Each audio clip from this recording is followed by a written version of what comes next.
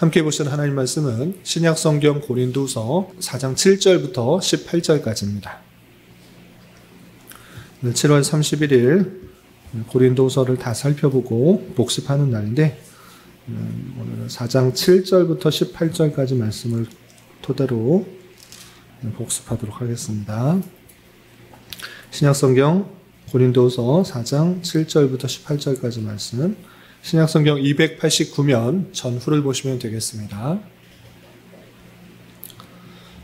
7절부터 함께 봉독합니다. 우리가 이 보배를 질그릇에 가졌으니 이는 심히 큰 능력은 하나님께 있고 우리에게 있지 아니함을 알게 하려 함이라. 우리가 사방으로 우겨쌈을 당하여도 쌓이지 아니하며 답답한 일을 당하여도 낙심하지 아니하며 박해를 받아도 버림받지 아니하며 거꾸러뜨림을 당하여도 망하지 아니하고 우리가 항상 예수의 죽음을 몸에 짊어짐은 예수의 생명이 또한 우리 몸에 나타나게 하려 함이라. 우리 살아있는 자가 항상 예수를 위하여 죽음에 넘겨짐은 예수의 생명이 또한 우리 죽을 육체에 나타나게 하려 함이라. 그런즉 사망은 우리 안에서 역사하고 생명은 너희 안에서 역사하느니라. 기록된 바 내가 믿었으므로 말하였다 한 것 같이 우리가 같은 믿음의 마음을 가졌으니 우리도 믿었으므로 또한 말하노라. 주 예수를 다시 살리신 이가 예수와 함께 우리도 다시 살리사 너희와 함께 그 앞에 서게 하실 줄을 아노라. 이는 모든 것이 너희를 위함이니 많은 사람의 감사로 말미암아 은혜가 더하여 넘쳐서 하나님께 영광을 돌리게 하려 함이라. 그러므로 우리가 낙심하지 아니하노니 우리의 겉사람은 낡아지나 우리의 속사람은 달로 새로워지도다. 우리가 잠시 받는 환난에 경한 것이 지극히 크고 영원한 영광에 중한 것을 우리에게 이루게 함이니 우리가 주목하는 것은 보이는 것이 아니요 보이지 않는 것이니 보이는 것은 잠깐이요 보이지 않는 것은 영원함이라. 아멘. 감사합니다. 오늘 함께 살펴볼 하나님 말씀은 고린도후서 4장 7절부터 18절까지 말씀입니다. 우리가 지난 시간 고린도후서의 전체 내용을 살펴봤고 오늘은 복습하는 날인데 4장의 내용이 고린도후서를 잘 요약하는 그런 말씀이기 때문에 이 말씀을 살펴보려고 합니다. 이 말씀을 살펴보기 전에 고린도후서 전체를 다시 한번 요약 정리하려고 하는데 바울 사도는 고린도 교회의 두 번째 편지인 고린도 후서를 우리에게 남겨주었습니다.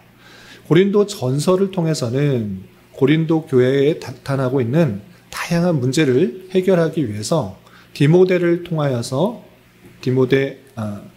고린도 전서를 보내고 그 문제가 해결되기를 위해서 보냈습니다. 그런데 그 여러 가지 문제들이 고린도 전서의 내용을 통해서 완전히 다 해결되지 않은 듯합니다. 그래서 이 바울 사도는 어떻게 했는가?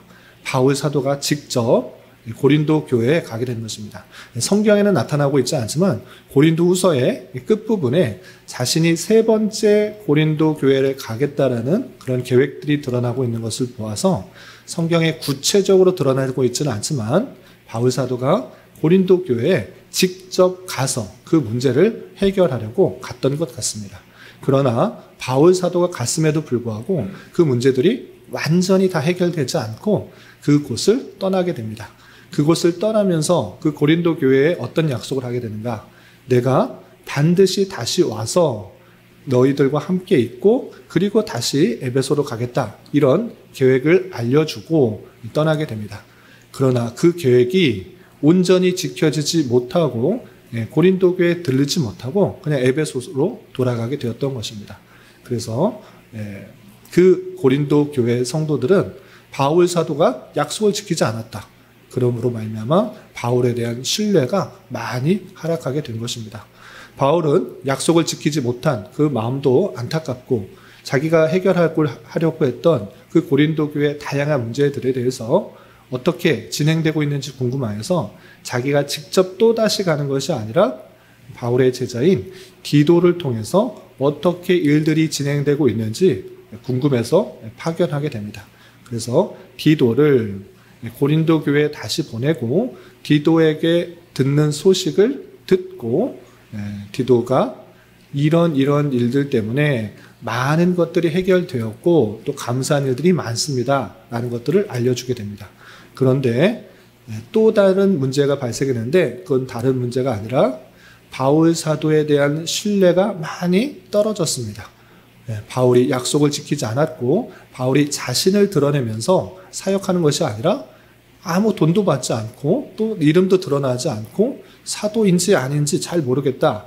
거짓 교사들에 의해서 바울은 사도가 아니다. 이런 소문들이 많이 돌고 있어서 그 소식을 듣고 바울 사도는 이 문제에 대해서 해결하기 위해서 고린도 후서, 우리에게 전해지고 있는 그 고린도 후서를 다시 쓰게 되었다. 이렇게 생각하시면 되겠습니다. 그래서 우리가 고린도 후서를 살펴본 것과 같이 1장부터 13장까지 내용들이 거의 대부분이 무엇인가? 자신이 약속을 지키지 않았던 이유가 무엇인지, 또 자신의 사역이 어떤 일들을 하는 것인지, 그리고 사도권을 증명하면서 강력하게 외치는 장면이 고린도후서의 대부분의 내용이다. 이렇게 생각하시면 되겠습니다.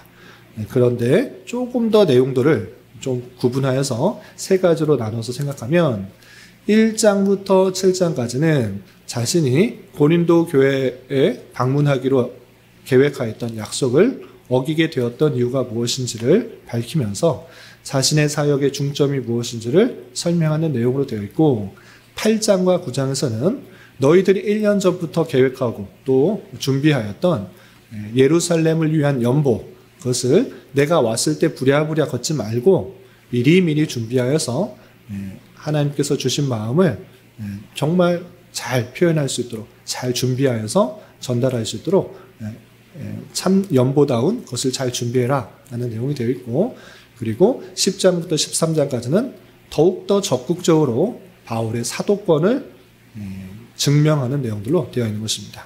이렇게 고린도후서는 자신의 사역들을 오해하지 않고 사도권이 어떤 것인지를 증명하면서 바울과 고린도 교회에 나타나고 있었던 오해를 풀어주는 내용들로 되어 있다. 이렇게 생각하시면 되는데, 그 중에서 이 13장의 내용 중에서 그럼 바울 사도가 하는 사역, 그것의 핵심이 무엇이냐? 물론 곳곳에 중요한 내용들이 있지만 한마디로 표현하면 고린도후서 4장의 내용과 같습니다. 그것은 무엇이냐? 보배를 담은 질그릇과 같다.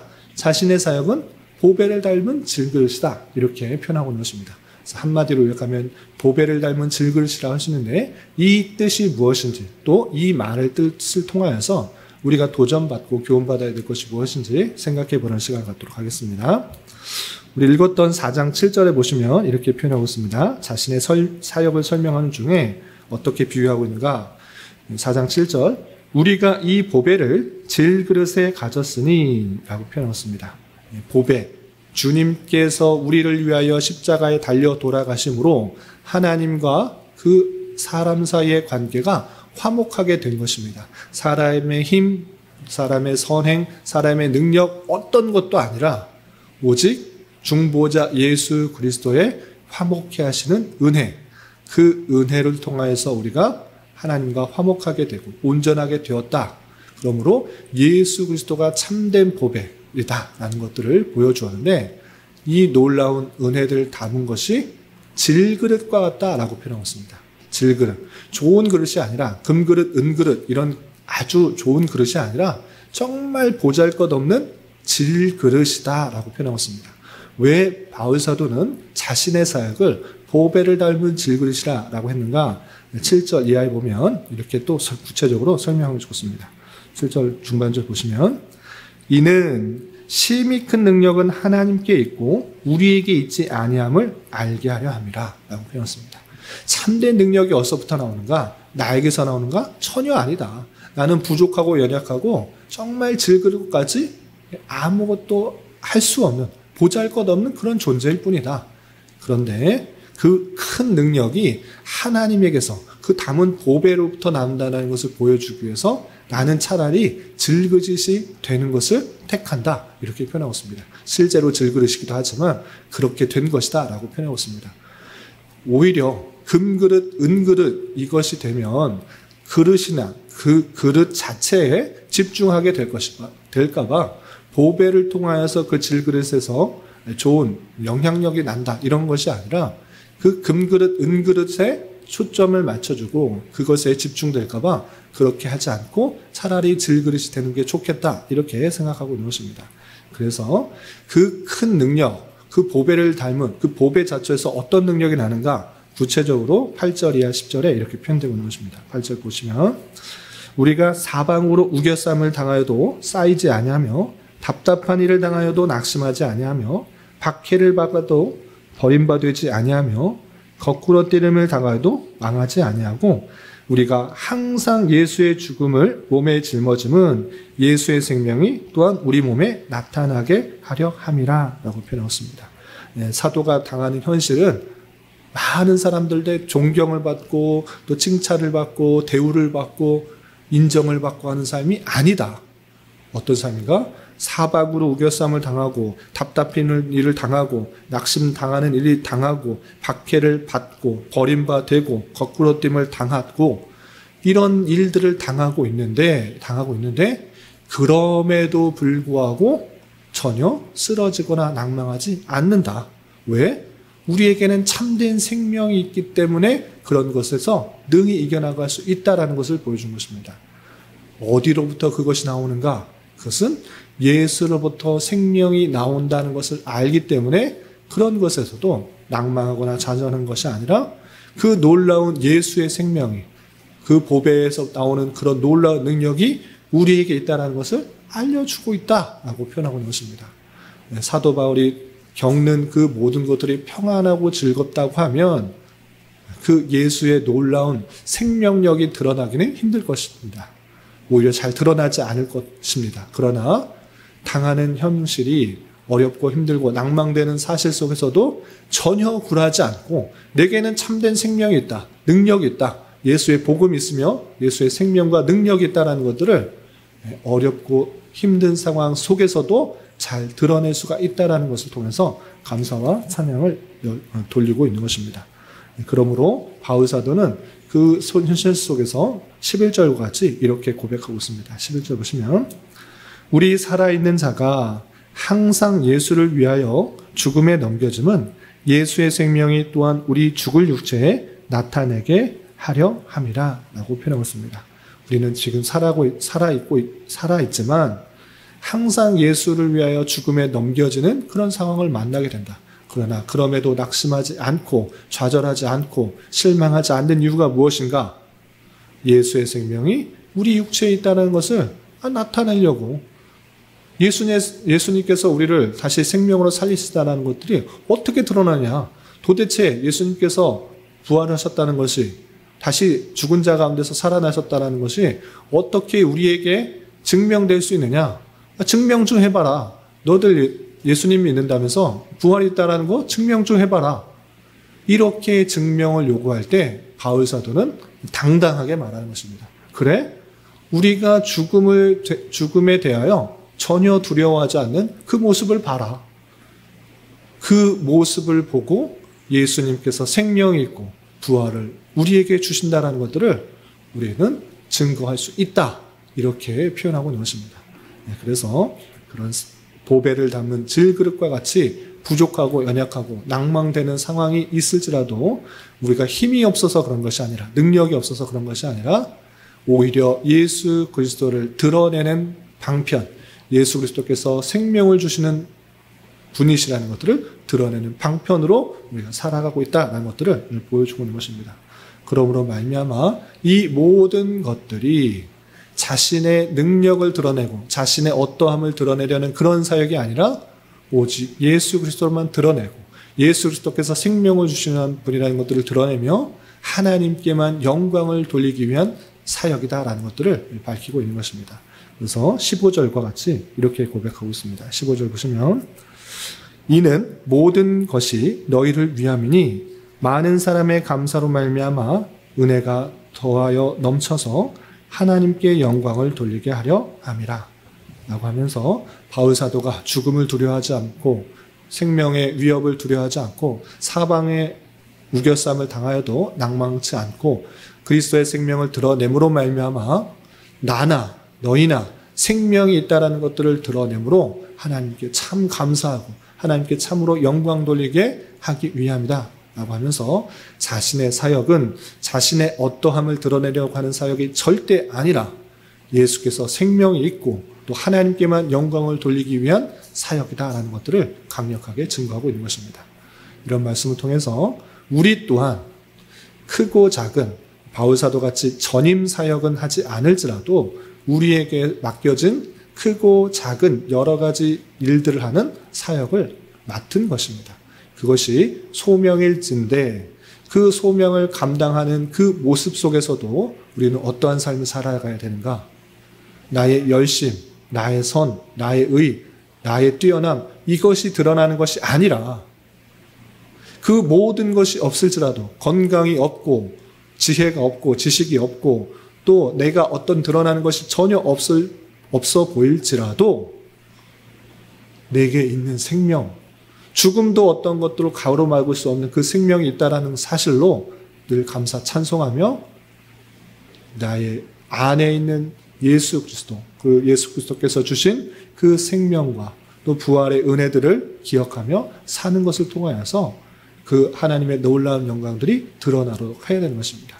그리고 늘 우리가 감사 찬송하며 하나님께 영광 돌리고 내가 드러나는 것이 아니라 오직 하나님의 은혜만이 드러나고 하나님의 선하심만이 드러나기를 위하는 그런 삶을 살아가야 되는 것입니다. 또한 그러한 가운데 우리가 주목하여 하면서 살아가야 될 것이 무엇인지 16절부터 18절까지 이렇게 표현하고 있습니다. 16절부터 18절 보시면 우리의 삶의 목표가 될 수 있는 그런 귀한 말씀인데 다시 한번 보도록 하겠습니다. 16절 그러므로 우리가 낙심하지 아니하노니 우리의 겉사람은 낡아지나 우리의 속사람은 날로 새로워지도다. 우리가 잠시 받는 환난에 경한 것이 지극히 크고 영원한 영광에 중한 것을 우리에게 이루게 함이니 우리가 주목하는 것은 보이는 것이 아니요 보이지 않는 것이니 보이는 것은 잠깐이요 보이지 않는 것은 영원함이라 라고 표현하고 있습니다. 바울 사도는 여러 가지 사역을 하는 데 있어서 낙심하지 않는다 라고 표현하고 있습니다. 왜 낙심하지 않는가? 내가 열심히 복음 전파하고 이곳저곳 다니면서 하나님의 능력과 복음의 은혜들을 전했는데 믿는 사람들이 늘어나는 것이 아니라 핍박하는 사람이 늘어나고 비방하는 사람들이 늘어나고 어떻게 이런 일이 일어날 수 있습니까? 하나님께서 함께 하신다고 하면 모든 사람들이 다 변해서 주께로 돌아와야 되는데 어떻게 나를 비방하고 욕하고 우겨싸고 죽이려고 하고 이런 사람들만 보입니까? 낙심할 수 있는데 바울 사도는 그러한 모습 가운데서도 전혀 낙심하지 않는 것입니다. 왜 그렇습니까? 우리 겉사람은 낡아지지만 속사람은 날로 새로워진다. 이 사실들을 알게 된 것입니다. 우리가 갖고 있는 이 육신은 영원한 것이 아니고 시간이 지나면 지날수록 낡아지고 또 다양한 일들로 인하여서 또 병들고 노쇠하고 없어지는 것입니다. 그러나 속사람은 그 모든 환경 그리고 모든 시간을 통해서 날로 새로워지는구나. 천국 백성으로서 훈련되고 연단되는 그런 모습 가운데 나아가는구나. 다양한 환난과 역경을 통해서 내가 더욱더 단단해지고 하나님의 백성으로서의 그런 삶으로 변화되고 있구나. 이것을 깨닫는 것입니다. 우리가 이 땅에서의 삶이 끝이라고 하면 참으로 이보다 더 불쌍할 사람이 없을 것입니다. 그러나 이 세상에서 많은 비난과 조롱과 또 손해와 멸시를 받을지라도 이 땅에서 삶이 끝이 아니라 이 땅에서 그 모든 다양한 상황과 환경과 여건을 통해서 내 속사람이 날로 새로워지고 성화되어 가고 또 더욱더 견고하고 단단해지는 천국 백성으로의 모습으로 훈련시켜 주어서 이제 육신은 다 없어질지라도 속사람, 그 신앙 인격을 가진 그 영혼이 온전히 주님과 영원한 천국 백성으로서 하나님의 자녀의 모습으로서 살 수 있다. 그러므로 말미암아 낙심하지 않고 그 모든 것들을 수단으로 여긴다. 이렇게 표현하고 있는 것입니다. 그러므로 잠시 받는 환난일지라도 나중에 있는 영광과 비교할 때 작은 것뿐에 불과하다라는 것들을 통하여서 낙심치 않고 더욱더 잘 감당하는 것입니다. 그리고 우리가 주목해야 될 것이 무엇인가를 다시 한번 18절에 잘 요약해 주고 있는 것입니다. 그것은 무엇인가? 우리가 주목해야 될 것은 보이는 것이 아니라 보이지 않는 것. 보이는 것은 잠깐이지만 보이지 않는 것은 영원합니다. 보이지는 않지만 영원한 것, 그 영원한 것들에 마음을 두고 그것을 잘 이루기 위해서 이 땅에서 더욱더 다양한 상황과 환경과 여건들을 만나고 또 이루고 노력해야 된다는 것들을 생각해 봐야 될 것입니다. 이 땅에서 완전한 천국을 세우려는 것이 아니라 비록 완전한 천국을 이루기 위해서 노력하는 그런 삶일지라도 완전한 천국이 이루어지지 않을지라도 그런 훈련돼 가는 상황 속에서 내 신앙 인격이 단련되고 훈련된다는 사실을 잊지 않으며 영원한 천국을 소망하며 우리가 더욱더 보이지 않는 영원한 것들에 마음 두고 그것을 소망하며 사는 삶을 살아야 될 것입니다. 이런 삶을 살아갈 수 있는 저와 여러분, 우리 모두가 될 수 있기를 진심으로 기원합니다. 기도하겠습니다. 하나님 아버지 감사합니다. 오늘 말씀을 통하여 바울 사도가 복음 전파 사역을 하는 데 있어서의 자세를 살펴보았습니다. 이런 말씀을 대하는 자로서 자신이 드러나 보이지 않을지라도 오직 주님께서만이 드러나시며 심히 큰 능력이 하나님께 있다는 것을 드러내기에 힘썼던 것을 기억하며 우리 또한 우리 주님의 영광과 능력이 우리를 통해서 잘 드러날 수 있도록 하는 삶을 살게 하여 주시고 때때로 원치 않게 만나게 되는 다양한 환난과 역경 속에서도 속사람이 날로 새로워지며 연단되어진다는 것을 기억하며 더욱더 보이지 않는 영원한 것에 마음 두며 살아갈 수 있도록 은혜를 더하여 주시옵소서. 주님, 오늘은 7월의 마지막 날입니다. 주신 은혜들을 잘 기억하며 마무리하게 하여 주시고 8월에 있을 일들을 잘 준비하며 또 기쁨으로 맞이할 수 있도록 은혜를 더하여 주시옵소서. 주님, 교회 안에 육체의 연약함과 연로함으로 인하여 가족의 전도와 신앙을 위해 직장과 사업장의 문제 등으로 주님께 간절히 기도하는 여러 지체들이 있사오니 주님께서 그 모든 상황과 여건과 마음과 생각을 주장하여 주셔서 우리의 기대와 소망보다 훨씬 더 풍성한 것들로 채워주시는 하나님을 깊이 경험할 수 있는 기회 되도록 인도하여 주시옵소서. 이 시간 각자 간절하게 간구하는 기도 제목 주님께서 들으시고 가장 선한 것들로 응답하여 주시옵소서. 예수님의 이름으로 기도 올리옵나이다. 아멘.